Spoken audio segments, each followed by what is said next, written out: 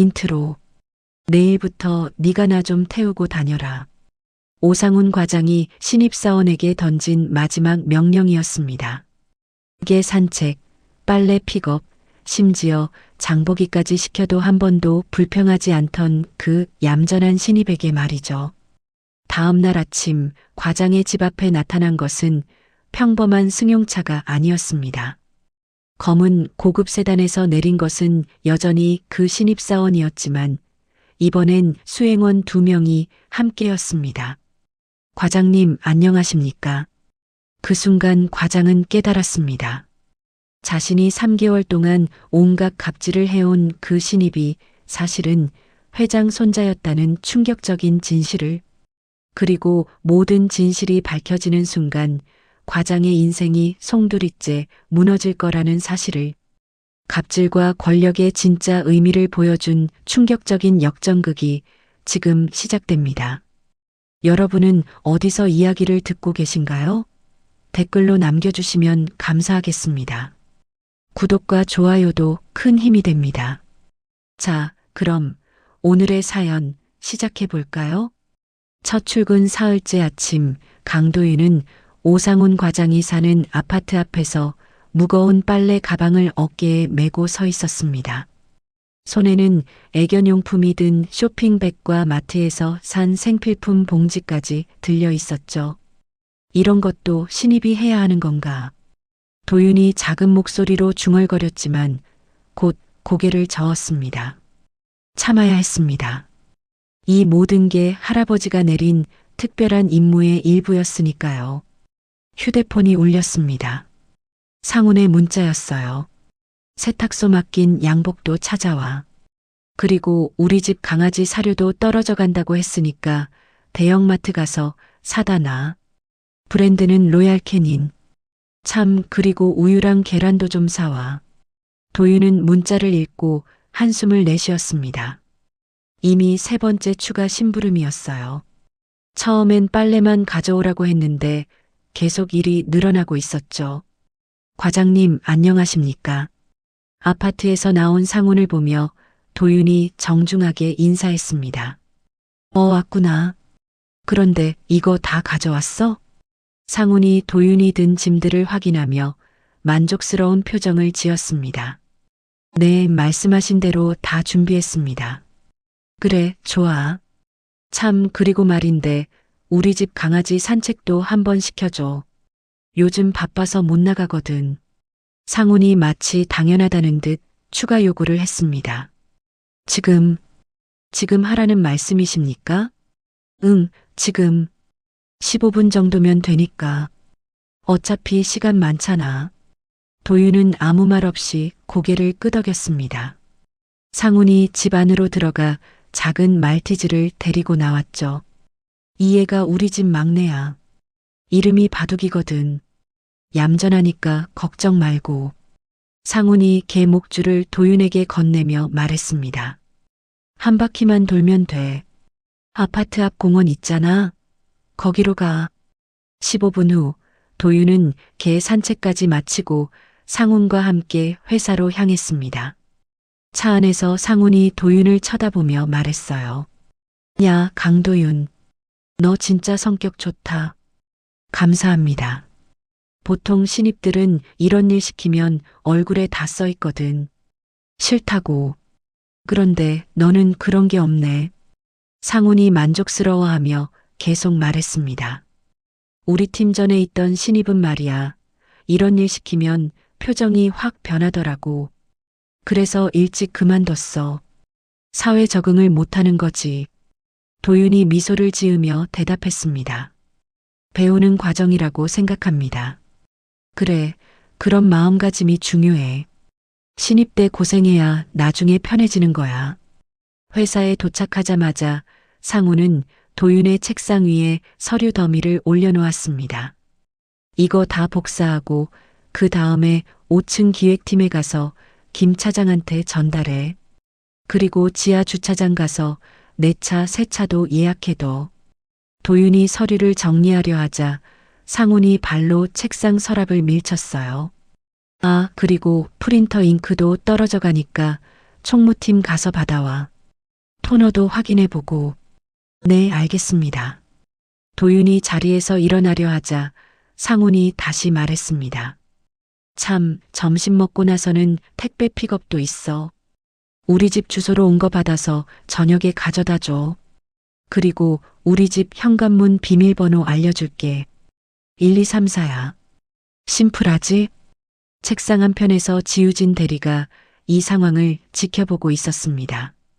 유진은 상훈의 과도한 지시에 눈살을 찌푸렸지만 섣불리 나서기 어려운 상황이었죠. 과장님, 도윤 씨는 신입이긴 하지만 이것저것 너무 많이 시키시는 것 같습니다만.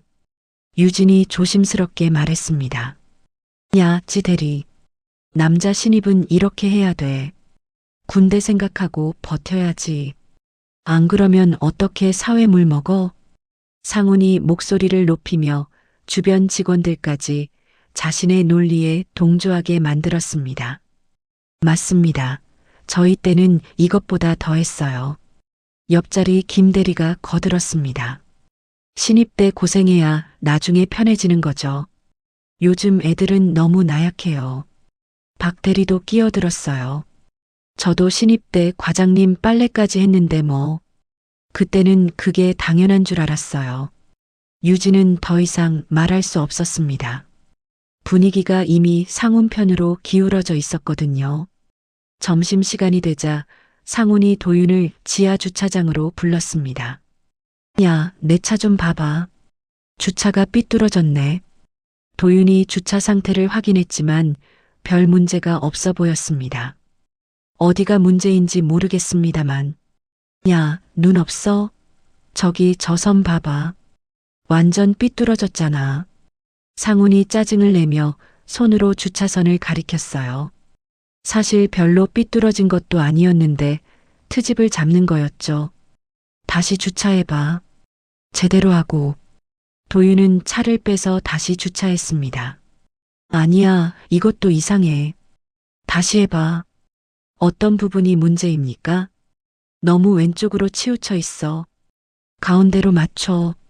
두 번째, 세 번째까지 주차를 다시 하게 만들었습니다. 도윤은 점점 숨이 가빠졌지만 내색하지 않았어요. 이제 됐나? 그래, 이제 좀 낫네. 역시 몇 번 해봐야 감이 오는 거야. 상훈이 만족스러워하며 말했습니다. 사무실로 돌아온 후에도 상훈의 지시는 계속됐습니다. 도윤아, 이거 팀장님 결제 받아와. 그리고 7층 회계팀 가서 이 서류도 전달하고. 도윤이 헐떡이는 모습을 보자 상훈이 턱으로 다른 업무를 가리켰어요. 그거 끝나면 복합기 용지도 보충해놔. 그리고 정수기 물통도 갈아놓고. 네, 알겠습니다. 팀원들은 모니터만 바라보며 아무도 불만을 표하지 않았습니다. 오히려 일부는 눈을 피하며 당연한 일이라는 식으로 분위기를 만들었죠. 퇴근 시간이 다가오자 상훈의 휴대폰이 울렸습니다. 여보, 나 오늘 회식 있어서 늦을 것 같아.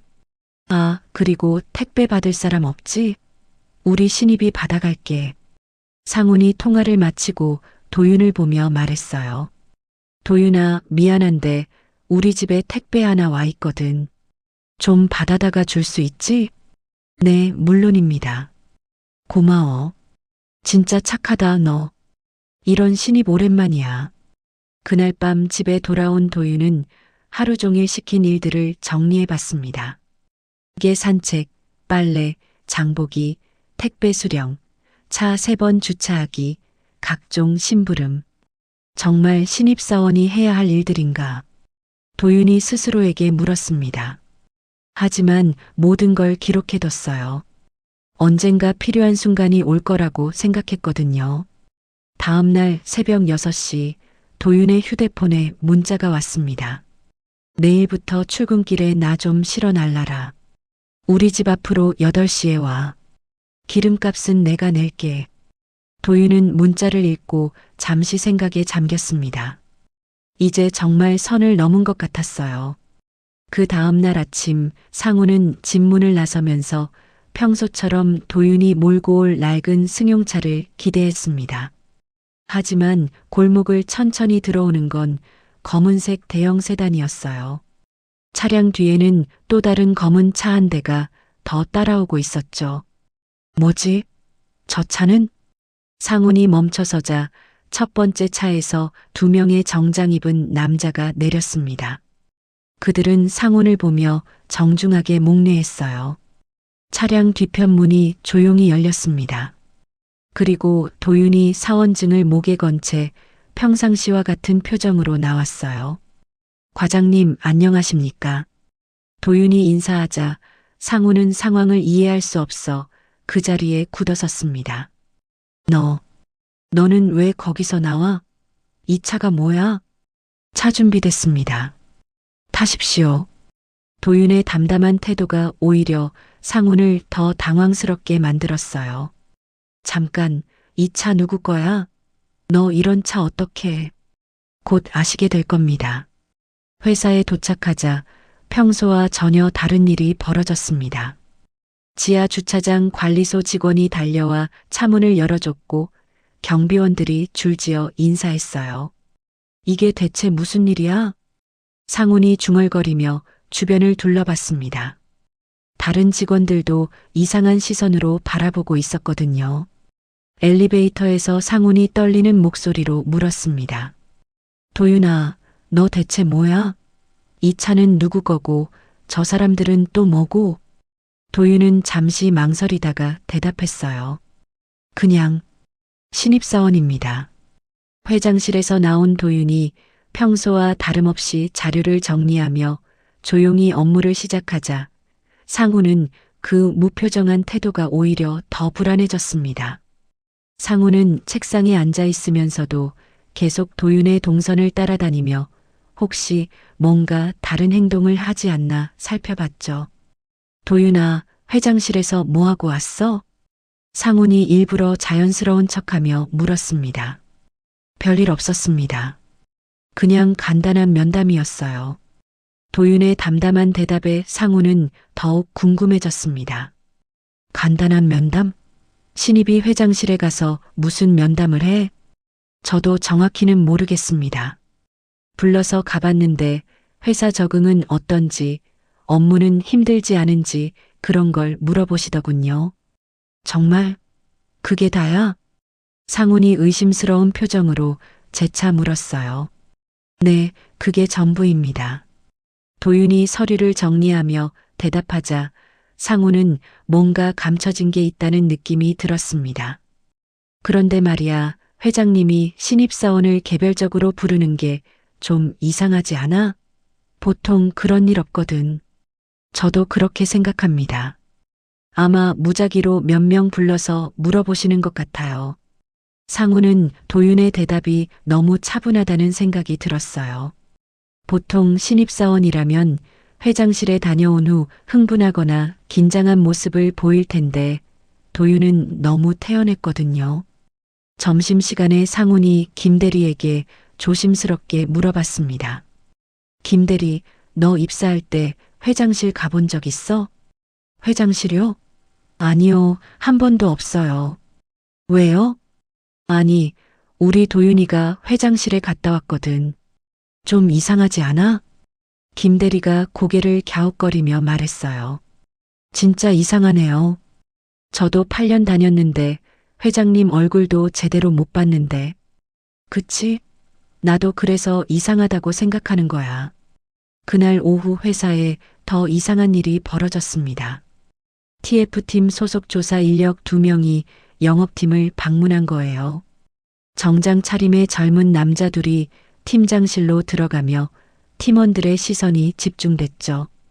영업활동 내역과 내부 프로세스 관련 문서를 제출해 주시기 바랍니다. TF팀원이 공식적인 톤으로 말하자 팀 전체가 술렁거리기 시작했습니다. TF팀이 왜 우리 팀에 와요? 김대리가 작은 목소리로 중얼거렸습니다. 혹시 감사라도 들어오는 건 아니겠죠? 다른 팀원이 불안한 표정으로 말했어요. 상훈은 갑자기 식은땀이 났습니다. 자신의 실적표를 다시 한번 생각해 보니 문제가 될 만한 부분들이 떠올랐거든요. 지난 분기 보고서에 몇 가지 애매한 부분이 있었어요. 접대비도 조금 부풀려서 썼고 실적도 약간 미화한 부분이 있었습니다. 아주 큰 문제는 아니지만 자세히 들여다보면 문제가 될 수 있는 정도였죠. 과장님, 괜찮으실까요? 박 대리가 걱정스럽게 물었습니다. 뭐가?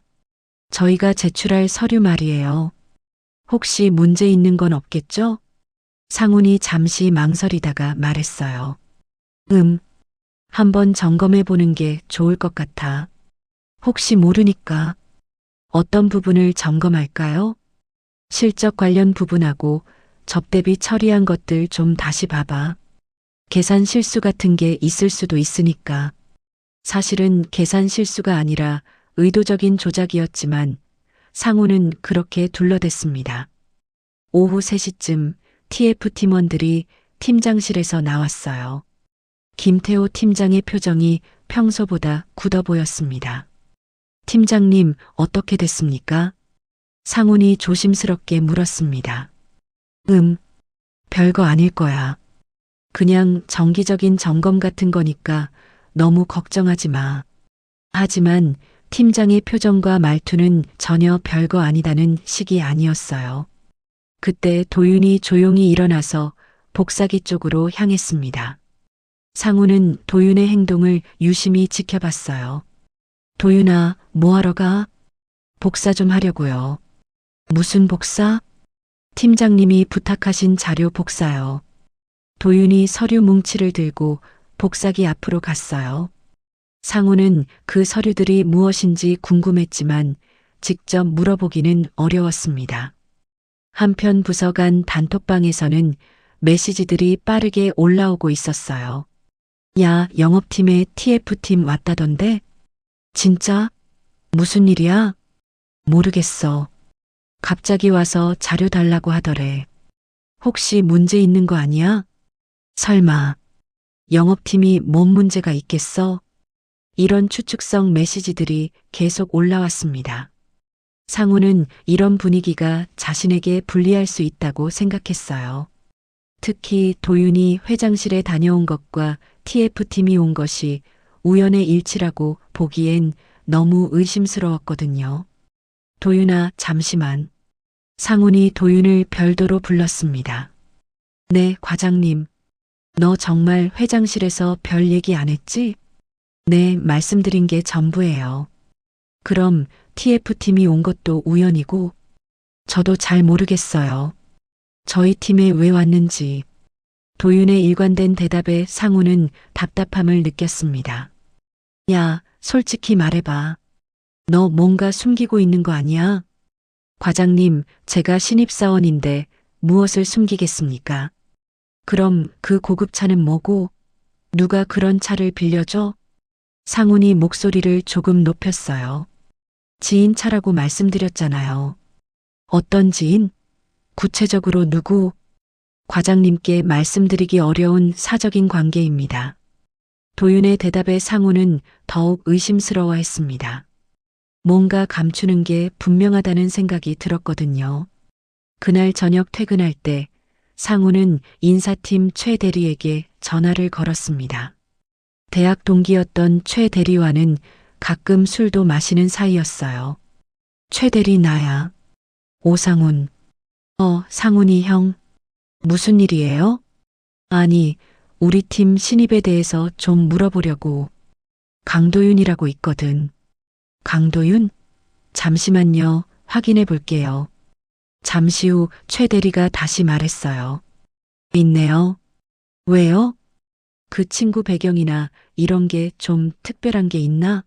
뭔가 이상해서. 이상하다니요? 어떻게요? 회장실도 다녀오고 고급차도 타고 다니고 그래서. 최 대리가 잠시 망설이다가 말했어요. 형, 그런 개인정보는 함부로 얘기하기 어려워요. 죄송해요. 아, 그렇구나. 알겠어. 상우는 실망스러웠지만 어쩔 수 없었어요. 인사정보는 기밀이니까 쉽게 알려줄 리 없었거든요. 집에 돌아간 상우는 아내에게 고민을 털어놨습니다. 여보, 회사에 이상한 신입이 왔어. 이상하다니? 어떻게?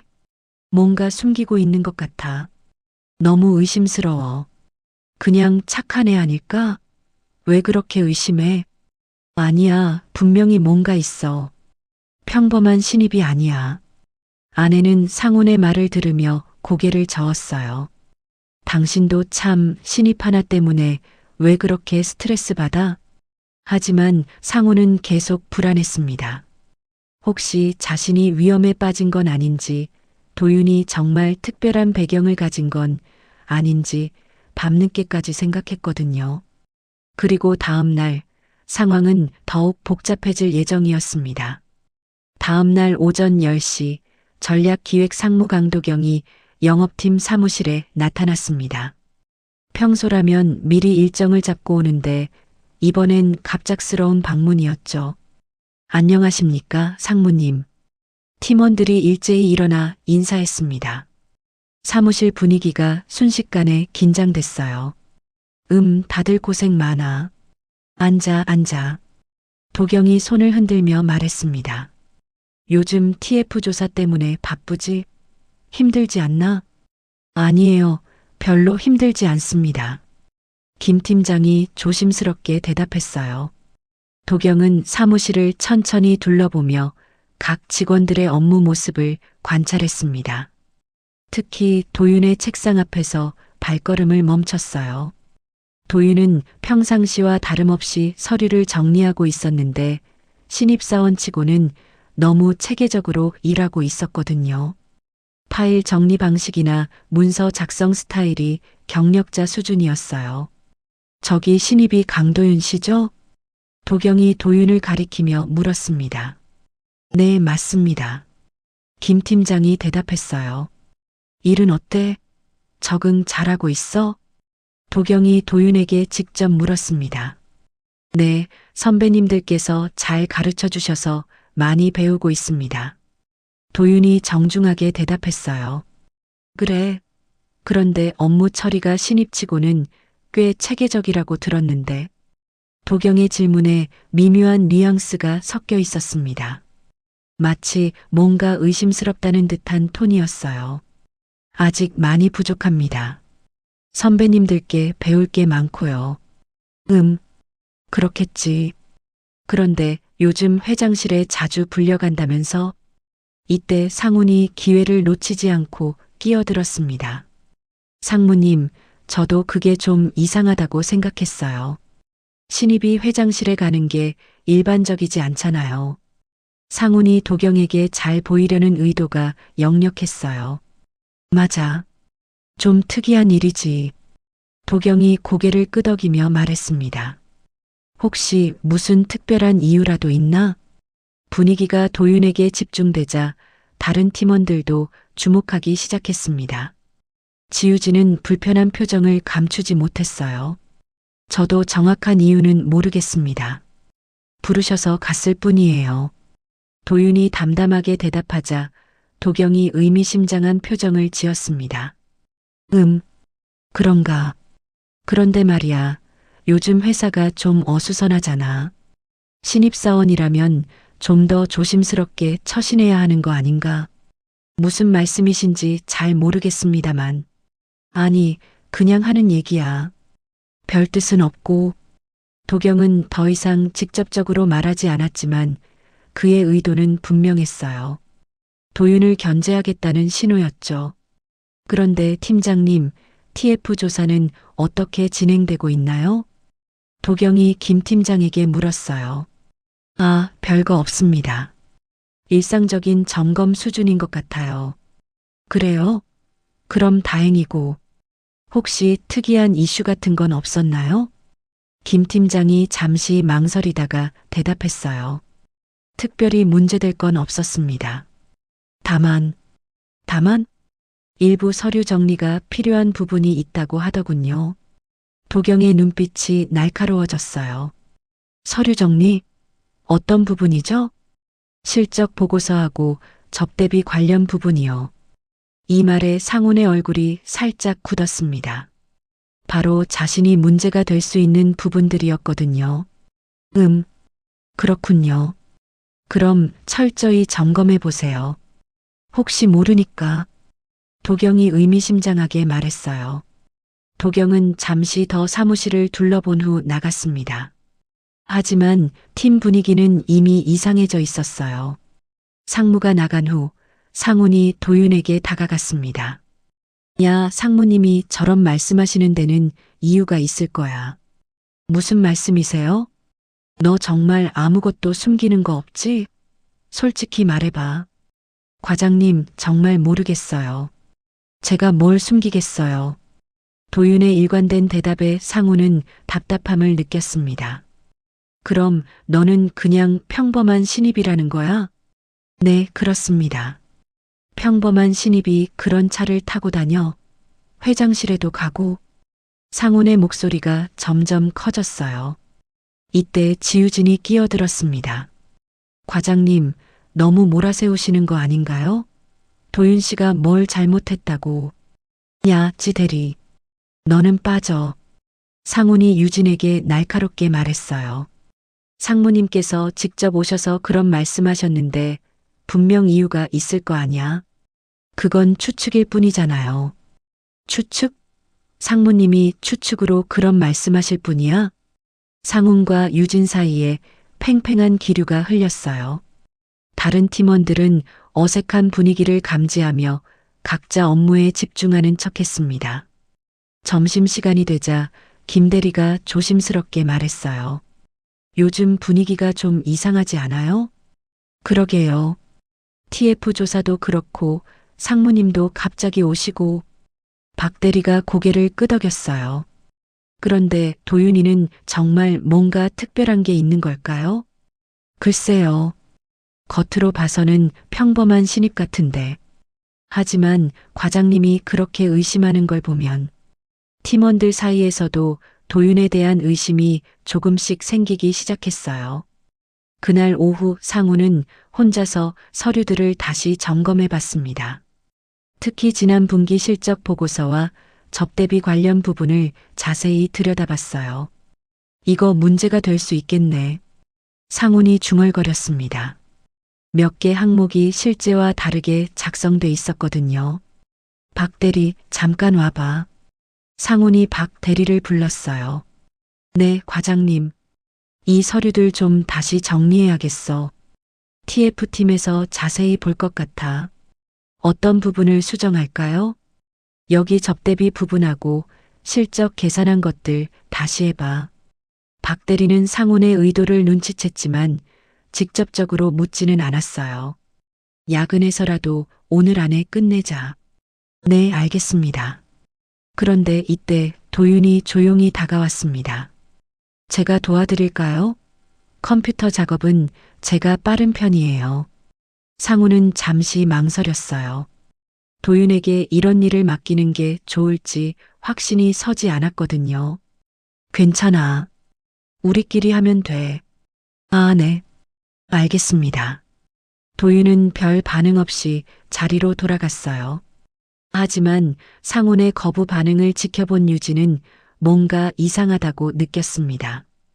그날 밤 야근하면서 상훈과 박 대리는 서류를 수정했어요. 하지만 둘 다 불안한 마음을 감출 수 없었습니다. 과장님, 이렇게 해도 괜찮을까요? 박 대리가 조심스럽게 물었어요. 괜찮을 거야. 별거 아니니까. 하지만 상훈의 목소리에는 확신이 없었습니다. 그 다음날 오후 회사 주변에서 이상한 일이 벌어졌습니다. 2명의 기자가 퇴근하는 직원들을 붙잡고 질문하는 모습이 목격된 거예요. 죄송합니다. 잠시만요. 기자인데요. 혹시 TF 조사와 관련해서 알고 계신 게 있나요? 한 기자가 회계팀 직원에게 다가가 물었어요. TF 조사요? 잘 모르겠는데요. 회사 내부에서 특별한 변화 같은 게 있었나요? 아니면 특이한 직원이 있다거나. 기자들의 질문을 들은 직원들은 당황했습니다. 단순한 내부 조사가 아니라 뭔가 큰 일이 벌어지고 있는 것 같았거든요. 저희는 잘 모르겠어요. 죄송합니다. 직원들은 대부분 대답을 피하고 서둘러 자리를 떴어요. 이 소식은 곧 사내 단톡방으로 퍼졌습니다. 야, 회사 앞에 기자들 왔대. 진짜? 무슨 일이야? TF 조사 때문인가 봐. 아니면 다른 큰일 있는 거 아니야? 무서워. 우리 회사 망하는 거 아니지? 직원들 사이에서 불안감이 급속히 번졌어요. 상우는 이 상황을 보면서 기회라고 생각했습니다. 도경 상무에게 잘 보일 수 있는 절호의 찬스였거든요. 퇴근길에 상우는 회사 근처에서 기자 한 명을 찾아 조심스럽게 다가갔어요. 기자님, 잠시만요. 네, 뭔가 말씀해 주실 게 있나요? 기자가 관심을 보이며 녹음기를 꺼냈어요. 저는 이 회사 직원인데요. 좀 이상한 일이 있어서 말씀드리려고. 어떤 일인가요? 상훈이 주변을 둘러본 후 작은 목소리로 말했어요. 저희 팀에 신입사원이 하나 있는데 평범한 신입이 아닌 것 같아요. 평범하지 않다는 게 어떤 뜻인가요? 고급차 타고 다니면서 회장실에도 자주 가고, 그런데 일반 직원들한테는 좀 건방지게 굴어요. 상훈의 말에 기자가 흥미를 보였어요. 좀 더 구체적으로 말씀해 주실 수 있나요? 그 신입이 뭔가 특별한 배경이 있는 것 같은데 그걸 믿고 선배들을 무시하는 분위기예요. 업무 지시도 대충 듣고. 상우는 완전히 거짓말을 하고 있었어요. 실제로는 도윤이 모든 일을 성실히 해냈는데도 말이죠. 혹시 그 신입이 특별한 배경이 있다고 확신하세요? 확실하지는 않지만 정황상 그런 것 같아요. 회장 친척이거나 그런 게 아닐까? 기자는 상훈의 증언을 열심히 받아 적었어요. 실명으로 증언해 주실 수 있나요? 아니요, 그건 곤란해요. 익명으로 해주세요. 알겠습니다. 귀중한 정보 감사합니다. 상훈은 만족스러운 표정으로 자리를 떴어요. 자신이 도경 상무를 위해 좋은 일을 했다고 생각했거든요. 그날 밤 온라인 업계 커뮤니티에 글이 하나 올라왔어요. 대기업 신입사원 갑질 의혹, 회장실 드나드는 의문의 신입, 고급차 타고 다니며 선배들 무시하는 낙하산 신입. 이런 제목의 기사가 여러 사이트에 동시에 퍼지기 시작했어요. 내용은 대부분 상훈이 제공한 정보를 바탕으로 한 것이었죠. 익명의 직원에 따르면 해당 신입사원은 평소 업무 태도가 불성실하며 특별한 배경을 믿고 선배 직원들을 함부로 대한다고 한다. 또한 회장실을 자주 드나들며 일반 신입사원으로는 감당하기 어려운 고급 차량을 이용하고 있어 특혜 의혹이 제기되고 있다. 기사는 빠르게 확산됐어요. 사내 단톡방에도 이 링크가 공유되면서 직원들이 술렁거리기 시작했습니다. 이거 우리 회사 얘기 아냐? 진짜? 어느 부서야? 영업팀 아닌가? 요즘 TF 조사 들어간 데가. 설마 도윤이 얘기하는 거 아니겠지? 팀 단톡방에서도 메시지가 오갔어요. 야, 이 기사 봤어? 뭔 기사? 링크 이거. 우리 팀 도윤이 얘기하는 것 같은데? 에이, 설마. 도윤이가 그런 애야? 그런데 고급차는 진짜 타고 다니잖아. 그것도 그렇긴 하네. 지우지는 기사를 읽고 화가 났어요. 내용이 사실과 전혀 달랐거든요. 다음 날 아침 사무실 분위기는 완전히 달라져 있었어요. 일부 직원들은 도윤을 의심스러운 눈초리로 바라봤고 일부는 동정하는 표정이었죠. 도윤 씨, 괜찮아요? 이상한 기사가. 유진이 조심스럽게 말을 걸었어요. 네, 괜찮습니다. 신경 쓰지 마세요. 도윤은 평상시와 다름없이 담담했어요. 하지만 김 대리는 다르게 반응했습니다. 도윤아, 솔직히 말해봐. 너 정말 특별한 배경 있는 거야? 네. 무슨 말씀이세요? 인터넷에 기사 떴던데. 너 얘기하냐? 도윤이 고개를 저었어요. 저는 그런 기사가 있는지도 몰랐어요. 그럼 완전히 허위 기사라는 거야? 제가 뭐라고 말씀드리기는 어렵지만 사실과는 다른 것 같아요.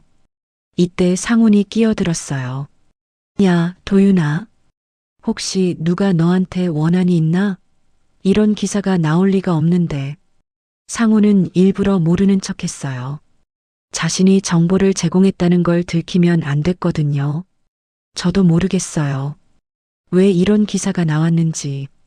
정말 모르겠어? 그럼 완전히 억울한 거네. 상훈이 가짜 동정하는 목소리로 말했어요. TF팀은 갑작스러운 언론 관심 때문에 혼란에 빠져 있었어요. 조사에 집중해야 하는데 언론 대응까지 해야 하는 상황이 됐거든요. 팀장님, 이 기사 때문에 조사에 차질이 생기지 않을까요? TF팀원이 걱정스럽게 물었어요. 일단 사실관계부터 정확히 파악해 봐야겠어. 기사 내용이 사실인지부터. 하지만 익명 제보라서 출처를 추적하기가 쉽지 않을 것 같은데요. 그래도 해봐야지. 이런 식으로 흘러가면 안 되니까. 한편 도경 상무는 이 상황을 매우 만족스럽게 지켜보고 있었어요. 상훈이 생각보다 유용한 일을 해냈다고 생각했거든요. 잘 됐어. 이제 여론이 우리 쪽으로 기울어지기 시작했어. 도경이 혼자 중얼거렸어요. 그날 오후 회장 강병국은 비서실장을 불렀습니다. 요즘 언론에서 우리 회사 얘기가 나온다던데. 네, 그런 것 같습니다. 내부조사 관련해서 내용 좀 확인해 봤나? 아직 정확한 사실관계는 파악 중입니다. 병국이 창밖을 바라보며 말했어요. 정확하게 파악해서 보고해. 이런 건 제대로 처리해야 해. 네, 알겠습니다. 상황은 점점 복잡해져 가고 있었어요. 도윤의 정체가 곧 드러날 상황이 다가오고 있었거든요. 그 다음날 아침 회사 전체에 긴급 공지가 내려왔습니다. 전 직원 대상 임시회의가 오전 10시에 있다는 내용이었어요. 갑자기 웬 전체 회의야? 김 대리가 궁금해하며 말했어요. TF 조사 결과 발표 아닐까? 박 대리가 추측했습니다. 아니면 언론 보도 관련해서 공식 입장 발표하는 건지도. 직원들 사이에서 여러 추측들이 나왔어요. 상훈은 왠지 불안한 기분이 들었습니다. 혹시 자신이 기자에게 한 말이 들통난 건 아닌지 걱정됐거든요. 오전 10시 대강당에 전 직원이 모였어요. 회장 강병국이 단상에 올라서자 웅성거리던 소리가 멈췄습니다. 여러분, 바쁜 중에 시간 내주셔서 감사합니다. 병국이 마이크 앞에 서서 말을 시작했어요. 최근 우리 회사에 대한 언론 보도가 있었습니다. 일부 내용에 대해 정확한 사실을 말씀드리고자 합니다. 직원들이 긴장한 표정으로 지켜봤어요. 먼저 현재 진행 중인 TF 조사는 정상적인 내부 점검 과정입니다. 특별한 문제가 있어서가 아니라 더 나은 회사를 만들기 위한 정례적인 활동이죠. 병국이 잠시 멈추고 물을 마셨어요. 그리고 한 가지 더 말씀드릴 게 있습니다. 병국의 시선이 영업팀 쪽으로 향했어요. 정확히 도윤이 앉아 있는 곳이었죠. 영업팀에 근무하고 있는 강도윤 사원에 대해서입니다. 그 순간 사무실 전체가 조용해졌어요. 모든 시선이 도윤에게 집중됐습니다. 상훈의 얼굴이 하얗게 변했어요. 뭔가 심상치 않은 분위기를 느꼈거든요. 강도윤 사원은 지난 3개월간 현장 실습 과정을 거쳤습니다. 병국이 계속 말했어요. 이제 그 실습 과정이 끝났으므로 정식으로 신분을 밝히고자 합니다. 도윤이 자리에서 일어났어요. 그리고 단상으로 걸어 올라갔습니다. 강도윤은 제 손자입니다. 병국의 발표에 강당이 술렁거리기 시작했어요. 그리고 우리 그룹의 차기 경영 후보이기도 합니다. 이제 직원들의 술렁거림이 더 커졌어요. 믿을 수 없다는 표정들이 역력했습니다. 상우는 그 자리에서 현기증을 느꼈어요. 지난 3개월간 자신이 회장 손자에게 한 모든 일들이 머릿속을 스쳐 지나갔거든요. 가게 산책, 빨래 픽업, 장보기, 택배 수령, 그리고 각종 모욕과 갑질들까지. 아니, 이럴 수가. 상훈이 작은 소리로 중얼거렸어요. 도윤이 마이크 앞에 섰어요. 안녕하세요. 강도윤입니다. 도윤의 목소리가 강당에 울려 퍼졌어요. 지난 3개월간 영업팀에서 많은 것을 배웠습니다. 현장에서 직접 경험할 수 있는 소중한 시간이었어요. 도윤이 잠시 멈추고 직원들을 둘러봤어요. 특히 영업팀 여러분께는 정말 감사드립니다. 신입사원으로서 부족한 부분이 많았는데도 많이 가르쳐 주셨어요. 그 순간 상우는 도윤의 시선과 마주쳤어요. 도윤은 미소를 지으며 고개를 끄덕였습니다. 앞으로도 현장의 목소리에 귀 기울이며 모든 직원이 행복한 회사를 만들어가고 싶습니다. 도윤의 발표가 끝나자 박수가 터졌어요. 하지만 상우는 박수를 칠 수도 없었습니다. 회의가 끝나고 영업팀으로 돌아가는 길, 팀원들은 충격에 빠져 있었어요. 진짜 회장 손자였네. 김 대리가 믿을 수 없다는 듯 말했어요.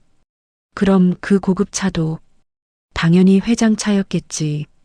와, 우리가 회장 손자랑 3개월이나 같이 일한 거야? 팀원들이 웅성거렸어요. 지우지는 다른 생각을 하고 있었어요. 도윤이 그동안 어떤 대우를 받았는지 떠올리고 있었거든요. 과장님 괜찮으세요? 얼굴이 안 좋아 보이는데. 유진이 상훈에게 걱정스럽게 물었어요. 아, 아니야. 그냥 좀 놀라서. 상훈의 목소리가 떨리고 있었어요. 사무실로 돌아온 후 도윤이 조용히 자리에 앉았어요. 평소와 다름없는 모습이었지만 이제 모든 게 달라져 있었습니다. 도윤? 아니, 뭐라고 불러야 하지? 김 대리가 어색하게 말했어요. 그냥 도윤이라고 부르세요. 괜찮아요. 도윤이 웃으며 대답했어요. 하지만 이제 회장 손자라니. 제가 달라진 건 없어요. 여전히 배울 게 많은 사람이고요. 도윤의 겸손한 태도에 팀원들이 조금씩 마음을 놓기 시작했어요. 하지만 상우는 여전히 충격에서 벗어나지 못하고 있었어요. 그날 점심시간 상우는 화장실에서 혼자 있으면서 생각에 잠겼어요. 내가 회장 손자한테 그런 짓을 다 했다고? 깨 산책까지 시켰는데. 상우는 자신의 미래가 어떻게 될지 두려워졌어요. 그런데 더 큰 문제가 있었어요. 바로 어제 기자에게 한 말들이었거든요. 회장 손자를 헐뜯는 말을 기자에게 했다니. 상우는 식은땀이 흘렀어요. 그 시각 도경 상무는 자신의 사무실에서 분노하고 있었어요. 계획이 완전히 틀어진 거였거든요. 이런 일이 회장 손자였다니. 도경은 어제까지만 해도 도윤을 견제할 수 있다고 생각했는데 이제 상황이 완전히 바뀌어 버렸어요. 더 큰 문제는 상훈이 기자에게 제공한 정보였어요. 회장 손자를 헐뜯는 내용이 이미 기사로 나간 상황이었거든요. 이거 어떻게 수습하지? 도경은 심각한 고민에 빠졌어요. 한편 TF팀은 도윤의 정체가 밝혀진 후 조사 방향을 다시 정리하고 있었어요. 이제 상황이 명확해졌네요. TF팀장이 말했어요. 도윤 씨가 제출한 자료들을 다시 검토해 보니 정말 체계적으로 문제점들을 정리해뒀더군요. 그럼 본격적으로 조사를 시작해야겠네요. 그날 오후부터 회사 분위기는 완전히 달라졌어요. 도윤에 대한 의심은 사라졌고 오히려 그동안 어떤 대우를 받았을지에 대한 관심이 커졌습니다. 그리고 곧 더 큰 변화가 시작될 예정이었어요. 도윤의 정체가 공개된 다음 날 TF팀은 본격적인 조사에 착수했습니다. 이번엔 도윤이 제출한 상세한 갑질 기록과 증거 자료를 바탕으로 한 체계적인 조사였어요. 오상훈 과장님, 면담실로 와주시기 바랍니다. TF 팀원이 상훈을 부르자 사무실 전체가 조용해졌어요. 모든 시선이 상훈에게 집중됐습니다. 상훈은 떨리는 다리로 면담실로 향했어요. 어제 밤부터 거의 잠을 이루지 못했거든요. 앉으세요. TF 팀장이 차분하게 말했어요. 책상 위에는 두꺼운 파일이 놓여 있었습니다. 이게 뭔지 아시겠죠? 팀장이 파일을 가리키며 물었어요. 상훈이 파일을 보자 식은땀이 흘렀어요. 표지에 오상훈 관련 갑질 및 업무 남용 사례라고 적혀 있었거든요. 이게 뭔가요? 상훈이 떨리는 목소리로 물었어요. 강도윤 씨가 지난 3개월간 기록한 내용들입니다. 날짜별로 상당히 자세하게 정리되어 있네요. TF 팀장이 파일을 열어 보여줬어요. 8월 15일 오전 7시 30분 과장 집 앞에서 개 산책 지시받음. 15분간 진행. 8월 15일 오후 1시 과장 차량 주차 3회 반복 지시. 명확한 이유 없음. 8월 16일 오전 8시 과장 집 빨래 픽업. 생필품 구매 지시. 8월 20일 퇴근 후 과장 집 택배 수령 및 전달. 상세한 기록들이 계속 이어졌어요. 이것들이 모두 사실입니까? 저는 상훈은 변명할 말을 찾을 수 없었어요. 모든 게 사실이었거든요. 그리고 이것도 보세요. TF 팀원이 다른 파일을 꺼냈어요. 실적 보고서 조작 관련 자료입니다. 원본과 수정본이 모두 여기 있어요. 상훈의 얼굴이 새하얗게 변했어요. 이건 단순한 수정이었어요. 계산 실수를 고친 거라고요. 계산 실수요? 접대비가 30% 늘어난 것도 계산 실수인가요? 그건 상훈은 더 이상 변명할 수 없었어요. 한편 사무실에서는 다른 팀원들이 개별 면담을 받고 있었어요. 박 대리님, 솔직하게 말씀해 주세요. TF 팀원이 박 대리에게 물었어요. 과장님이 신입사원들에게 어떤 일들을 시켰나요? 박 대리는 잠시 망설이다가 입을 열었어요. 사실 너무 심했어요. 어떻게요? 개인적인 일을 너무 많이 시켰어요. 집안일, 심부름, 심지어 아이 픽업까지. 박 대리의 증언이 계속 이어졌어요. 그리고 서류 수정도 자주 시켰어요. 실적이 안 좋으면 숫자를 바꾸라고. 김 대리도 비슷한 증언을 했어요. 저도 과장님 때문에 힘들었어요.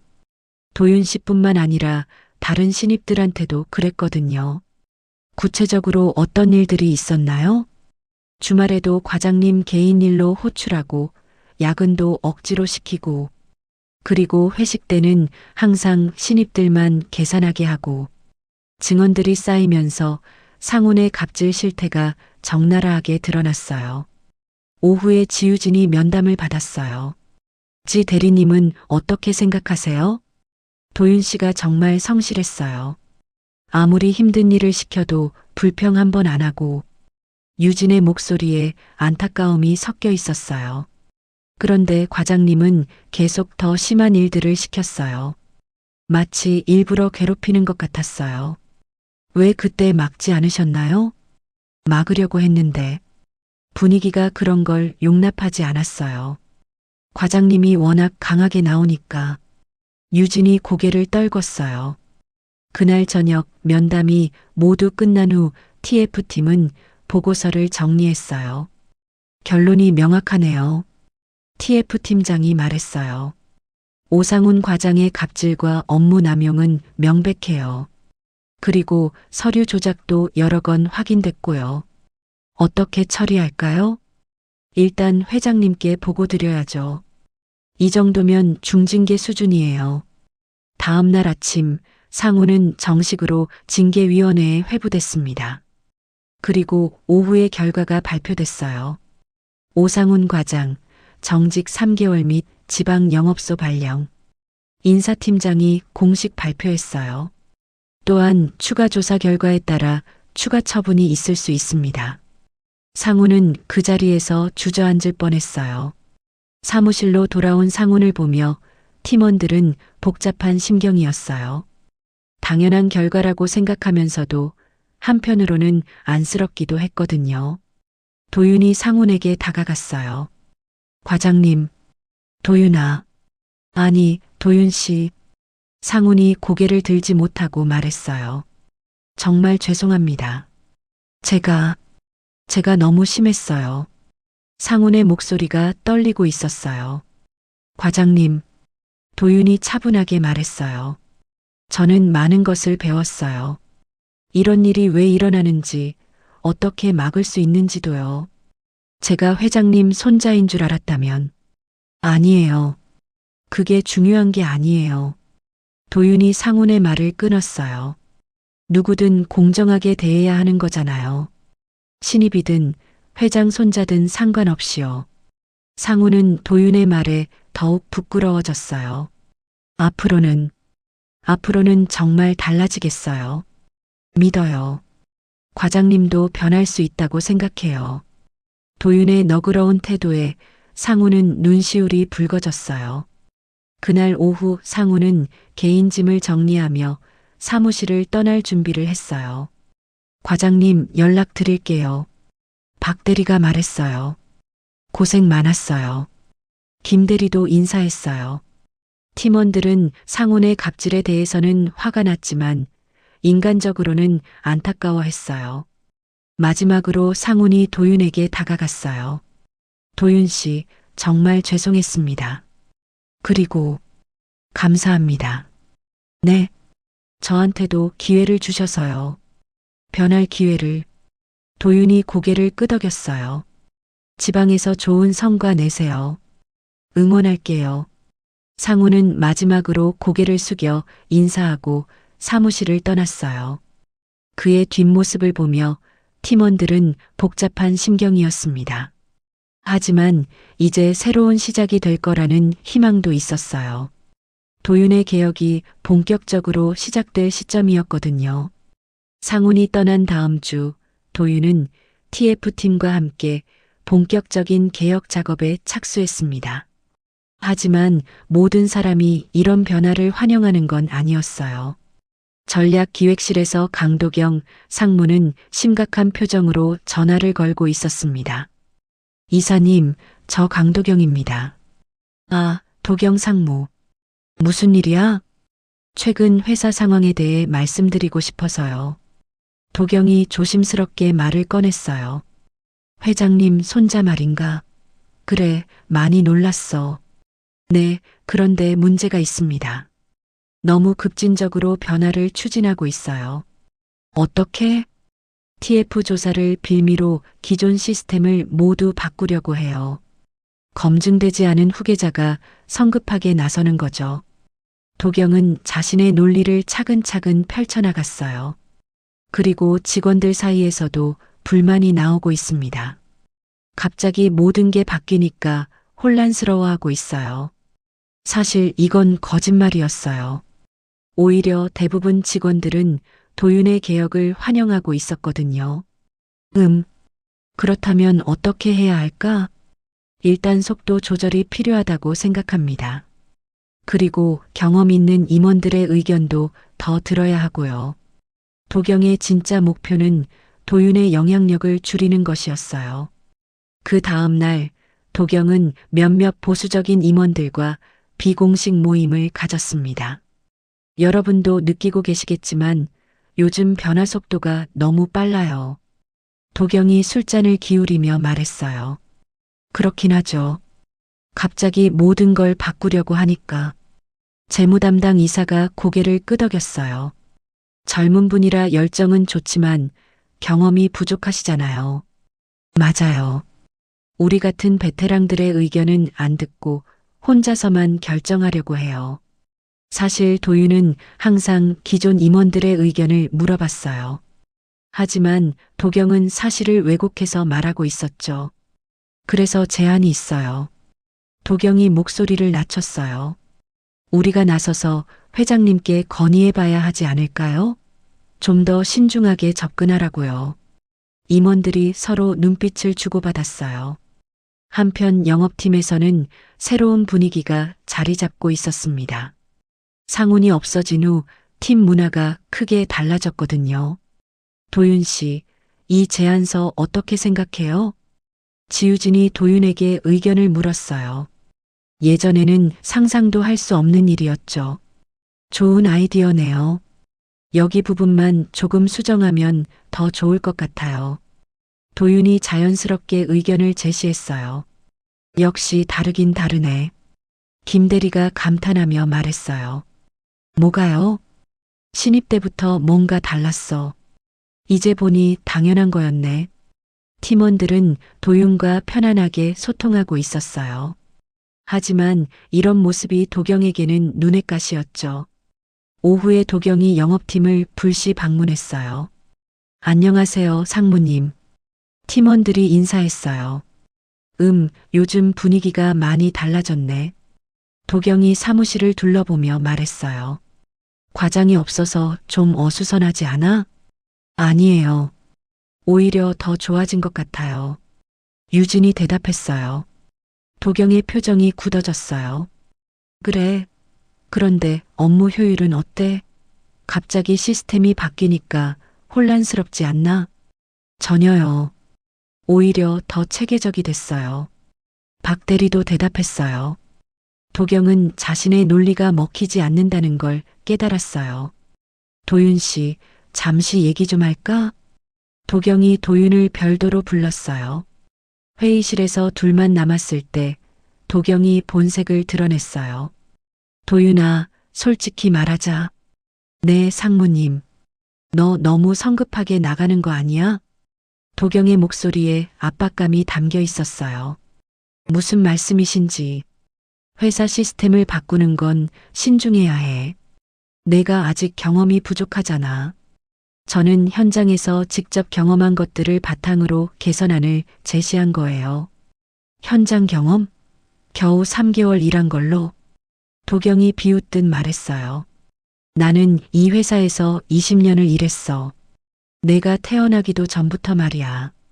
상무님의 경험도 소중하다고 생각해요.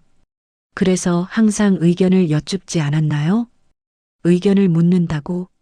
형식적으로 물어보고 내 마음대로 하는 거지. 도경의 목소리가 높아졌어요. 그리고 말이야, 회장 손자라고 해서 모든 게 허용되는 건 아니야. 저도 그렇게 생각합니다. 그럼 좀 더 겸손하게 처시네. 기존 임원들 체면도 생각하고. 도윤은 도경의 진짜 의도를 파악했어요. 자신의 변화가 기존 권력 구조에 위협이 된다는 거였죠. 상무님, 저는 회사를 더 좋게 만들고 싶을 뿐이에요. 좋게 만들기? 내가 뭘 안다고? 저는 현장에서 직접 겪었어요. 불합리한 관행들, 갑질 문화, 비효율적인 시스템들을요. 그런 건 원래부터 있던 거야. 갑자기 바뀔 수 있는 게 아니라고. 왜 바꾸면 안 되나요? 도윤의 질문에 도경이 말문이 막혔어요. 정당한 이유를 댈 수 없었거든요. 그게 너무 급작스럽게 바뀌면 부작용이 생길 수 있어. 그럼 천천히 바꿔나가면 되잖아요. 저도 그렇게 하고 있고요. 아무튼 좀 더 신중하게 해. 알았지? 도경이 화를 내며 회의실을 나갔어요. 그날 저녁 도경은 회장실을 찾았습니다. 회장님, 말씀드릴 게 있어서요. 무슨 일이야? 강병국이 서류에서 눈을 떼며 물었어요. 도윤이 일 때문에요. 도윤이가 뭔 문제라도 일으켰나? 문제를 일으켰다기보다는 너무 성급하게 변화를 추진하고 있어요. 도경이 신중한 척하며 말했어요. 어떻게? 기존 시스템을 무시하고 새로운 것만 도입하려고 해요. 임원들 의견도 잘 안 듣고요. 병국이 눈을 가늘게 뜨며 도경을 바라봤어요. 구체적으로 어떤 일들이 있었나? 예를 들어 TF 조사 결과를 바탕으로 평가 시스템을 바꾸려고 하는데 기존 방식의 장점은 전혀 고려하지 않아요. 그래서 좀 더 신중하게 접근하는 게 좋겠다고 생각해요. 경험 있는 임원들의 조언도 더 듣고요. 병국이 잠시 생각에 잠겼어요. 알겠어. 한번 확인해 볼게. 도경은 만족스러운 표정으로 회장실을 나왔어요. 첫 번째 수가 통했다고 생각했거든요. 하지만 병국은 전혀 다른 생각을 하고 있었습니다. 도경의 말에서 질투와 견제 심리를 느꼈거든요. 이제 본격적인 권력 다툼이 시작될 예정이었어요. 다음 날 오전 강병국 회장이 직접 영업팀을 방문했습니다. 예고 없는 방문에 팀원들이 당황하며 일어나 인사했어요. 편하게 하세요. 그냥 현장 분위기 보러 왔어요. 병국이 손을 흔들며 말했어요. 하지만 직원들은 긴장할 수밖에 없었죠. 회장이 직접 올 일은 거의 없었거든요. 도윤아, 잠시 얘기 좀 하자. 병국이 도윤을 별도로 불렀어요. 네, 할아버지. 팀장실에서 둘만 남았을 때 병국이 진지하게 말했어요. 요즘 일 어때? 힘들지 않나? 괜찮습니다. 많이 배우고 있어요. 그런데 말이야, 일부 임원들이 내 일하는 방식에 대해 얘기하더라. 병국이 도경의 말을 언급했어요. 어떤 얘기요? 너무 성급하게 변화를 추진한다고. 기존 임원들 의견도 잘 안 듣는다고. 도윤의 표정이 굳어졌어요. 정말 그렇게 생각하세요? 나는 아직 판단하지 않았어. 그래서 직접 보러 온 거고. 병국이 도윤을 똑바로 바라봤어요. 너는 어떻게 생각해? 저는 항상 여러 사람들의 의견을 들으려고 노력했어요. 특히 현장 직원들의 목소리를요. 현장 직원들만? 아니요. 임원분들께도 의견을 여쭤봤는데 대부분 기존 방식을 고수하자고 하시더라고요. 그래서 저는 현장에서 직접 본 문제점들을 해결하고 싶었어요. 그게 틀린 건가요? 병국이 잠시 생각에 잠겼어요. 도윤아, 회사 경영이라는 게 단순하지 않아. 네, 알고 있어요. 기존 임원들도 나름의 경험과 노하우가 있어. 그걸 무시하면 안 되지. 무시한 게 아니에요. 다만 변화가 필요한 부분은 과감하게 바꿔야 한다고 생각했어요. 과감하게? 그게 성급한 거 아닌가? 병국의 질문에 도윤이 잠시 망설였어요. 할아버지, 제가 질문 하나 드려도 될까요? 말해봐. 지금 이 순간에도 어디선가 갑질을 당하고 있는 직원이 있다면 저희는 언제까지 기다려야 하나요? 도윤의 질문에 병국이 놀랐어요. 기존 임원들과 합의를 이루고 충분히 검토하고 단계적으로 접근하는 동안에도 누군가는 고통받고 있어요. 그건 저는 그 누군가였어요. 3개월 동안 직접 겪었거든요. 도윤의 목소리에 진정성이 담겨 있었어요. 그래서 빠르게 바꾸고 싶었던 거예요. 하루라도 빨리. 병국이 도윤을 다시 보았어요. 손자의 눈에서 진심을 읽을 수 있었거든요. 알겠어. 그런데 도윤아, 한 가지 더 물어볼게. 네. 너는 지금 회장 손자라는 걸 알고 있으니까 자신 있게 말하는 거 아닌가? 예상치 못한 질문에 도윤이 당황했어요. 만약 내가 그냥 평범한 신입사원이었다면 이렇게 당당하게 개혁을 추진할 수 있었을까? 그건 도윤이 말문이 막혔어요. 솔직히 말해봐. 병국이 재촉했어요. 아마 어려웠을 거예요. 도윤이 정직하게 대답했어요. 그래. 그게 현실이야. 하지만 지금 제가 할 수 있는 일이 있다면 해야 하지 않나요? 물론이지. 하지만 방법이 중요해. 병국이 자리에서 일어났어요. 도윤아, 진정한 리더는 권력이 아니라 신뢰로 사람들을 움직여. 네. 내가 회장 손자니까 따르는 게 아니라 내 인격과 능력 때문에 따르게 만들어야 해. 병국의 말에 도윤이 깊이 생각에 잠겼어요. 앞으로 한 달 동안 테스트를 해볼까? 무슨 테스트요? 내 정체를 모르는 다른 부서 사람들과 프로젝트를 해봐. 회장 손자라는 걸 숨기고 말이야.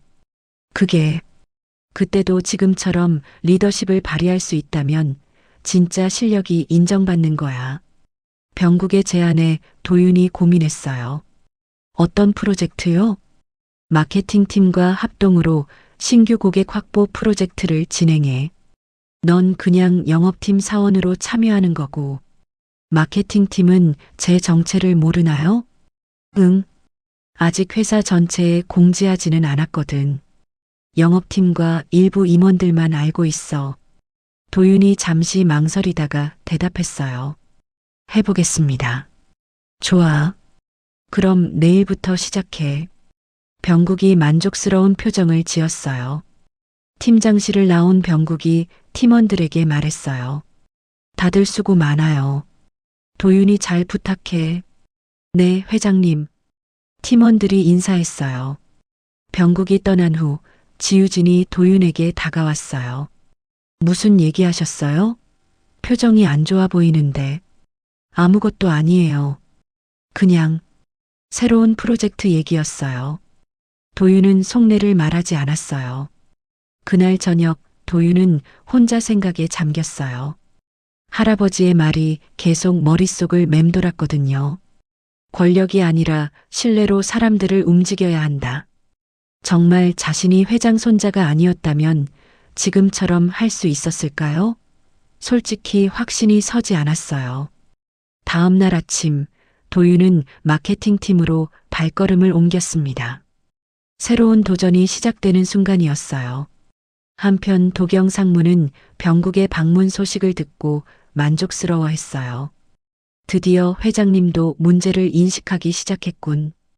도경은 자신의 계략이 통했다고 생각했어요. 하지만 병국의 진짜 의도는 전혀 다른 것이었죠. 도윤의 진짜 실력을 확인하고 싶었던 것뿐이었거든요. 이제 도윤에게는 더 큰 시험이 기다리고 있었어요. 권력 없이 순수한 실력만으로 인정받을 수 있는지 말이죠. 다음 날 아침 도윤은 마케팅팀 사무실 앞에 서 있었습니다. 심호흡을 한 번 하고 문을 두드렸어요. 안녕하세요. 영업팀에서 파견 온 강도윤입니다. 마케팅 팀장 정수민이 도윤을 맞이했어요. 아, 오셨군요. 잘 부탁드려요. 팀원들에게 소개해 드릴게요. 다들 잠시 집중해 주세요. 신규 고객 확보 프로젝트에 합류하실 영업팀 강도윤 사원입니다. 마케팅 팀원들이 도윤을 둘러봤어요. 평범한 신입사원으로만 보였죠. 안녕하세요. 잘 부탁드려요. 도윤이 정중하게 인사했어요. 저는 마케팅 1팀 이준호 대리입니다. 윤하영 대리예요. 반가워요. 김태준 사원이에요. 팀원들이 차례로 인사했어요. 자, 그럼 프로젝트 개요부터 설명드릴게요. 정 팀장이 회의를 시작했어요. 목표는 한 달 안에 신규 고객 20곳 확보예요. 기존 방식으로는 한계가 있어서 새로운 접근이 필요한 상황이에요. 이준호 대리가 자료를 넘기며 말했어요. 사실 쉽지 않은 목표예요. 현재 시장 상황도 좋지 않고, 그래서 더 창의적인 아이디어가 필요해요. 윤하영 대리가 덧붙였어요. 도윤 사원은 어떻게 생각해요? 영업팀 입장에서 보면 어때요? 정 팀장이 도윤에게 물었어요. 도윤은 잠시 생각했어요. 회장 손자라는 권위 없이 순수하게 실력으로 인정받아야 하는 상황이었거든요. 먼저 기존 고객들이 왜 우리를 선택했는지 분석해보면 어떨까요? 그건 이미 해봤어요. 가격 경쟁력이 제일 컸고, 이준호 대리가 말을 끊었어요. 가격만이 아니라 숨겨진 이유가 있을 거예요.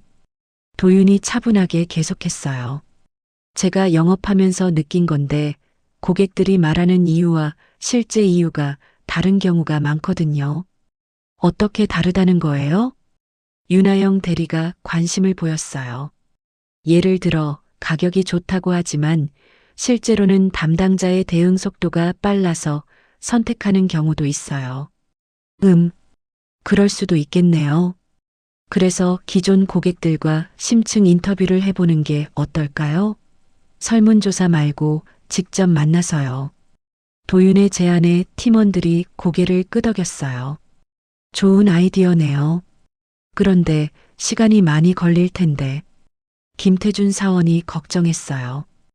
효율적으로 할 방법이 있어요. 도윤이 화이트보드에 다가가서 그림을 그렸어요. 고객을 규모별로 나누고 각 그룹에서 대표적인 곳 몇 군데만 선정하는 거예요. 그리고 인터뷰 질문도 구조화해서 30분 안에 핵심을 파악할 수 있게 하고요. 도윤의 설명이 계속되자 팀원들이 집중하기 시작했어요. 그럼 역할 분담을 어떻게 할까요? 정 팀장이 물었어요. 제가 인터뷰 설계를 담당할게요. 영업 경험이 있으니까 고객 심리를 이해하는 편이거든요. 좋아요. 그럼 준호 대리님은? 저는 기존 데이터 정리를 할게요. 아영 대리님은 인터뷰 일정 조율 부탁드려요. 네, 알겠어요. 역할이 분담된 후 본격적인 작업이 시작됐어요. 도윤은 인터뷰 질문을 만들면서 지난 3개월간의 경험을 활용했어요. 현장에서 직접 보고 들은 것들이 큰 도움이 됐거든요. 도윤 씨, 이 질문들 정말 좋네요. 윤아영 대리가 감탄하며 말했어요. 고객 입장에서 뭘 궁금해할지 정확히 알고 있는 것 같아요. 감사해요. 그런데 혼자 한 건 아니고 영업팀 선배님들께 자문 구했어요. 도윤이 겸손하게 대답했어요. 일주일 후 인터뷰 결과가 나왔어요. 예상과 다른 흥미로운 사실들이 발견됐죠. 이것 봐요. 가격 때문에 선택했다는 고객들도 실제로는 AS 서비스를 더 높게 평가하고 있어요. 이준호 대리가 놀란 표정으로 말했어요. 그리고 담당자의 전문성도 중요한 요인이네요. 이걸 바탕으로 신규 고객 공략 전략을 세우면 될 것 같아요. 도윤이 새로운 제안을 했어요. 가격 경쟁력보다는 서비스 품질과 전문성을 강조하는 거예요. 구체적으로 어떻게요?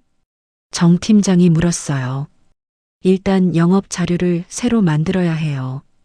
기존 자료는 제품 스펙 위주인데 서비스 프로세스를 강조하는 방향으로요.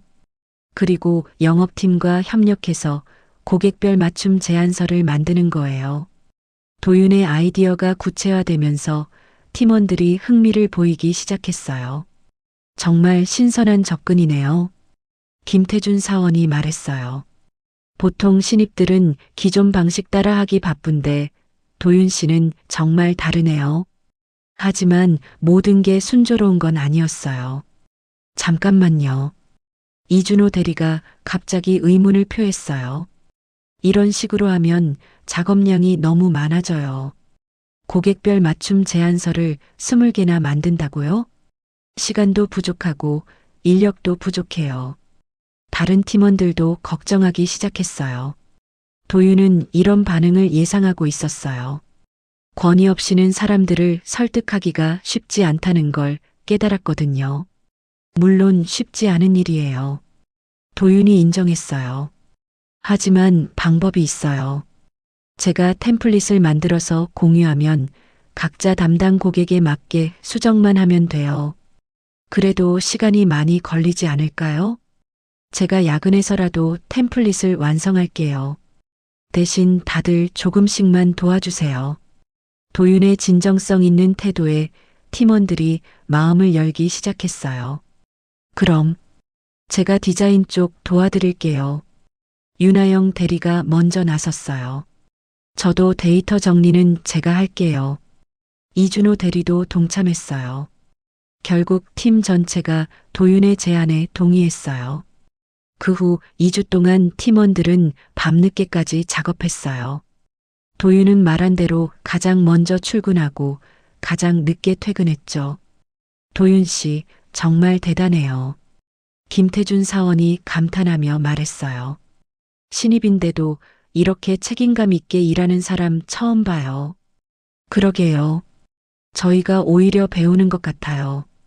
윤하영 대리도 고개를 끄덕였어요. 드디어 프로젝트 마감일이 다가왔어요. 과연 결과는 어떨까요? 프로젝트 발표일 아침, 도윤은 평소보다 일찍 회사에 나와 마지막 점검을 하고 있었습니다. 한 달간의 노력이 오늘 결실을 맺는 날이었어요. 도윤 씨, 벌써 왔네요. 윤하영 대리가 들어오며 말했어요. 네, 좀 일찍 와서 자료 다시 확인해 봤어요. 긴장돼요? 조금이요. 그래도 최선을 다했으니까 후회는 없어요. 오전 10시 대회의실에 임원들이 모였습니다. 강병국 회장을 비롯해 강도경 상무 각 부서 임원들이 참석했어요. 그럼 신규 고객 확보 프로젝트 결과를 발표해 주세요. 정수민 팀장이 마이크를 잡았어요. 지난 한 달간 마케팅팀과 영업팀이 합동으로 진행한 프로젝트 결과를 말씀드리겠습니다. 스크린에 결과가 나타났어요. 목표였던 신규 고객 20곳을 넘어서 27곳을 확보했습니다. 회의실에 감탄의 소리가 흘렀어요. 어떻게 가능했는지 설명드리겠습니다. 정 팀장이 계속했어요. 기존 접근 방식과 달리 고객이 진짜 원하는 것이 무엇인지부터 파악했습니다. 도경 상무가 의아한 표정을 지었어요. 이런 결과를 예상하지 못했거든요. 구체적으로 어떤 방법을 썼나요? 병국이 물었어요. 기존 고객 심층 인터뷰를 통해 숨겨진 니즈를 발견했습니다. 그리고 그에 맞는 맞춤형 제안서를 제작했고요. 누구 아이디어였나요? 영업팀에서 파견 나온 강도윤 사원의 제안이었습니다. 병국의 시선이 도윤에게 향했어요. 하지만 표정은 평온했죠. 도윤 사원, 직접 설명해 보겠나? 도윤이 일어서서 마이크를 받았어요.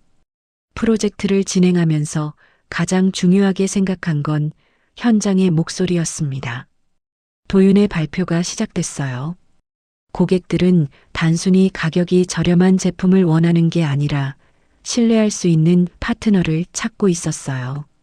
그래서 우리의 서비스 품질과 전문성을 강조하는 전략으로 바꿨습니다. 도윤의 설명이 계속되자 임원들이 고개를 끄덕였어요. 특히 중요했던 건 팀워크였어요. 마케팅팀 선배님들이 없었다면 불가능했을 거예요. 도윤이 팀원들을 쳐다보며 말했어요. 이준호 대리님의 데이터 분석, 윤하영 대리님의 디자인 감각, 김태준 사원의 꼼꼼한 검토가 모두 합쳐져서 가능한 결과였습니다. 팀원들이 뿌듯한 표정을 지었어요. 발표가 끝나자 박수가 터졌습니다. 훌륭한 성과네요. 수고하셨어요. 병국이 만족스러워하며 말했어요. 그런데 도윤 사원, 이 과정에서 어려운 점은 없었나?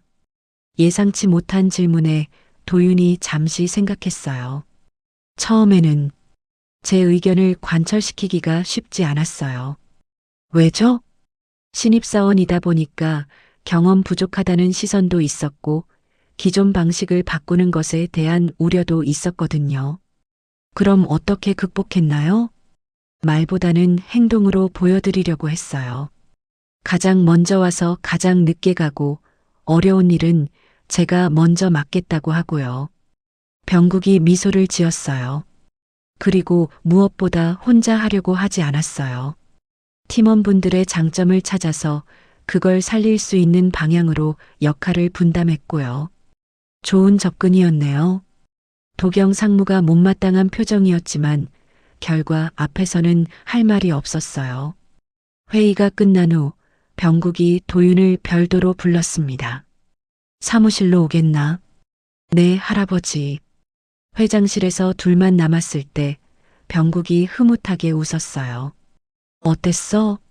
권위 없이 일하는 게 생각보다 어려웠어요. 하지만 더 보람찼어요. 왜? 사람들이 제 말을 듣는 이유가 명확했거든요. 회장 손자라서가 아니라 정말 도움이 되니까요. 병국이 고개를 끄덕였어요. 그래, 그게 진짜 리더십이야. 이제 알 것 같아요. 할아버지가 말씀하신 의미가요. 앞으로도 그 마음 잊지 마. 권력은 잠깐이지만 신뢰는 평생 가는 거니까. 네, 명심하겠습니다. 그날 오후 영업팀으로 돌아온 도윤을 팀원들이 환영했어요. 도윤 씨, 수고 많으셨어요. 지유진이 웃으며 말했어요. 마케팅팀에서 엄청 칭찬하던데요. 정말 잘했다고. 김 대리도 덧붙였어요. 감사해요. 그런데 이제 우리 팀도 바꿔야 할 게 많아요. 뭐요? 상훈 과장님 자리가 비어 있잖아요. 새로운 팀 문화를 만들 좋은 기회라고 생각해요. 도윤의 말에 팀원들이 관심을 보였어요. 어떤 문화요? 서로 존중하고 함께 성장하는 문화요. 갑질이나 부당한 대우는 절대 없는 팀으로 만들고 싶어요. 좋은 생각이에요. 유진이 동의했어요. 그럼 어떻게 시작할까요? 일단 팀 회의부터 바꿔보죠. 누구든 자유롭게 의견을 낼 수 있도록요.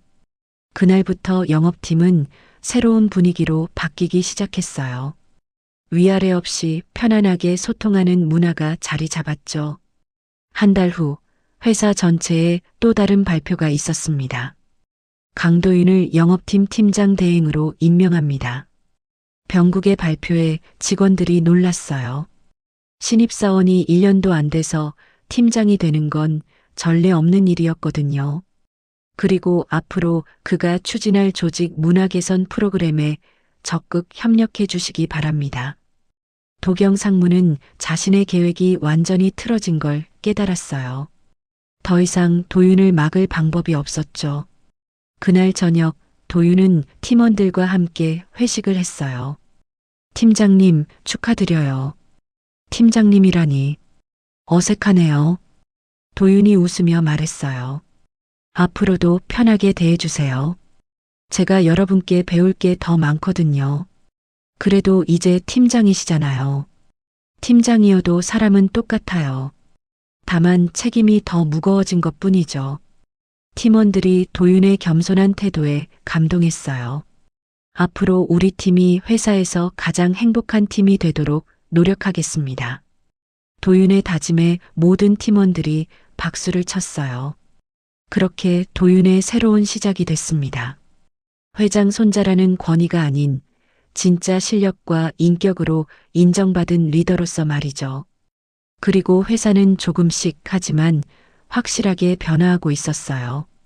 모든 직원이 존중받고 행복한 직장으로 바뀌어가고 있었습니다. 도윤은 창밖을 바라보며 생각했어요.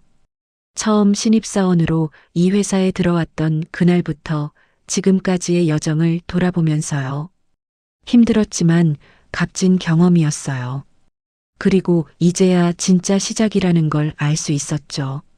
앞으로도 더 많은 도전이 기다리고 있겠지만 도윤은 자신 있었어요. 함께할 동료들이 있고 옳다고 믿는 가치가 있으니까요. 여러분 이야기 재미있게 들으셨나요? 강도윤은 이제 진정한 리더가 되었습니다. 회장 손자라는 권위가 아닌 현장에서 직접 겪은 경험과 진심 어린 마음으로 사람들을 감동시켰죠. 오상훈 과장은 지방으로 좌천되었지만 이것이 끝이 아니었습니다. 그는 그곳에서 자신의 잘못을 되돌아보며 진정으로 변화하려 노력했어요. 때로는 실패가 새로운 시작의 기회가 되기도 하니까요. 세상에는 아직도 많은 갑질과 불공정한 일들이 벌어지고 있습니다.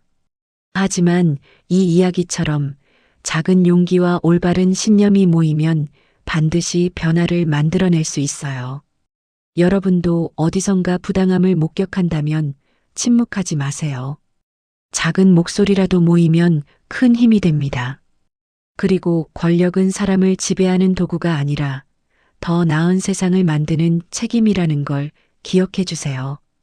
오늘의 사연 여기까지입니다. 이야기를 끝까지 들어주신 분이 계시다면 잘 들었다고 댓글 하나 남겨주세요.